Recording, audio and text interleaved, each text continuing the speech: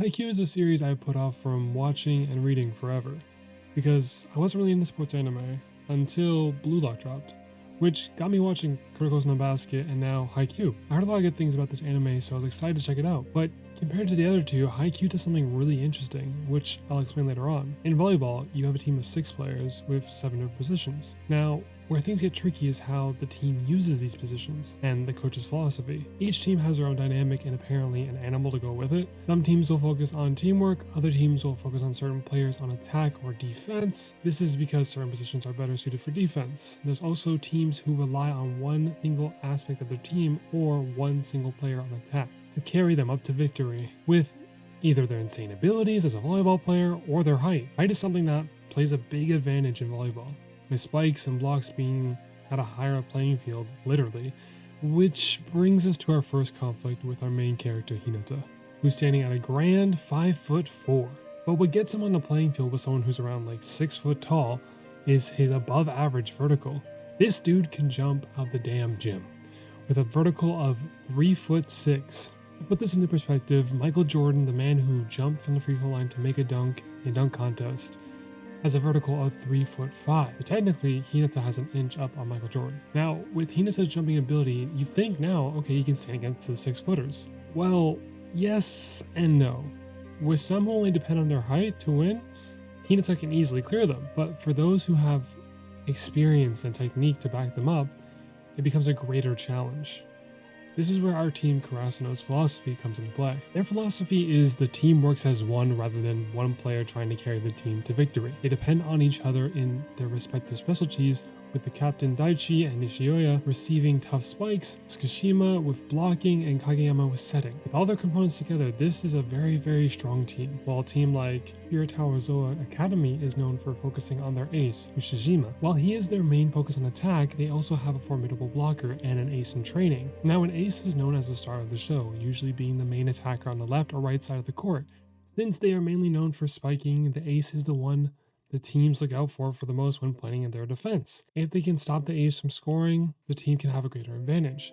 With Krasno, it's very hard to contain them because essentially everyone is trying to score, either blocking or all these guys running at the net full force sprinting make the opponents have no idea who's going to attack until the very last second. But the players of Krasno weren't always this strong. To get to this point, there was more than just volleyball involved that made these characters grow and develop. Since we are all human, sometimes we will either make a mistake or plateau at a skill, sport, or even our job.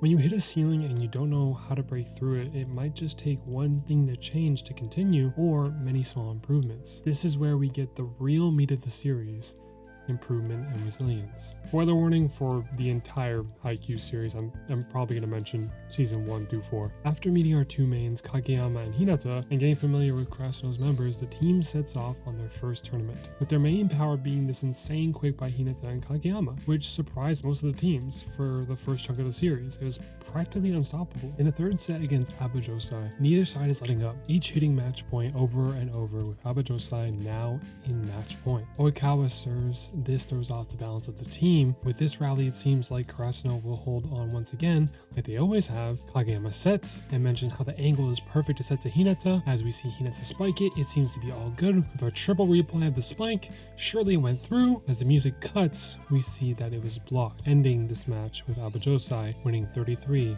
and Karasuno losing with 31. After this loss, the dynamic duo grew distant. They both shouldered the loss as their fault. No one was upset with them except for themselves. As they both started practicing on their own, the coach brings an invite for the team to grow. A summer training camp with some of the top teams in Tokyo ran by their destined rival Nekoma, lasting 1 month. In this training camp, all players were able to test out new moves they have been developing since they lost to Abajosai. The team lost all their practice matches, which resulted in doing every single penalty, which would be floor dives or sprinting up a hill. I want to use this moment to show their resilience. They could have easily been discouraged or given up altogether in this practice camp, but they didn't. Instead, they used every opportunity they had to grow stronger wings as a team to soar into the Spring High tournament. On top of that, that their long-awaited rematch of Alba Josai was just a whole different game. You could see how much improvement the team as a whole, as well as the results of Karasuno being the top of their region to compete in Nationals. Now, before Nationals, we have a little arc with Hinata that is a key point for how Haikyuu shows improvement in such a realistic way. Other than spiking, as a player, Hinata doesn't really have much in his arsenal. He has a 50-50 chance of making a serve, is poor receiving, and is missing that game sense. When Kageyama is selected to attend the All Japan training camp, Hinata feels left behind, not being invited, and on top of that, there was another training camp held in the region for talented first years, which Yushima is invited to, and Hinata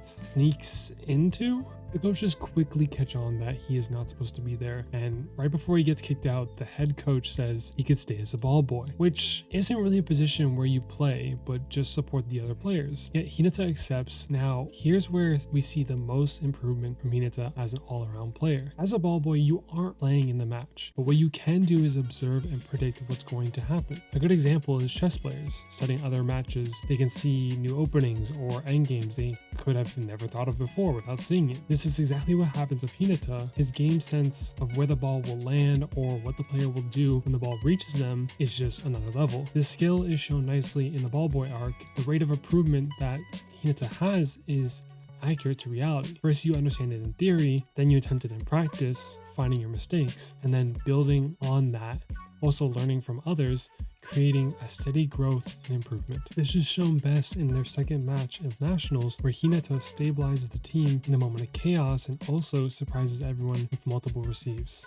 Now what Haikyuu does is something special. It reinforces qualities and values that help you in growing into something that you are passionate about. Whether it's persistence from Tanaka when everything felt like it was going wrong, Nishinoya breaking free from fear and fighting back, or Hinata needing to be stronger to be able to stay on the court, each member of the team has a moment where they are challenged, and the way they tackle that is what gives other people on the team or even the viewer themselves the strength to keep going and to fly high.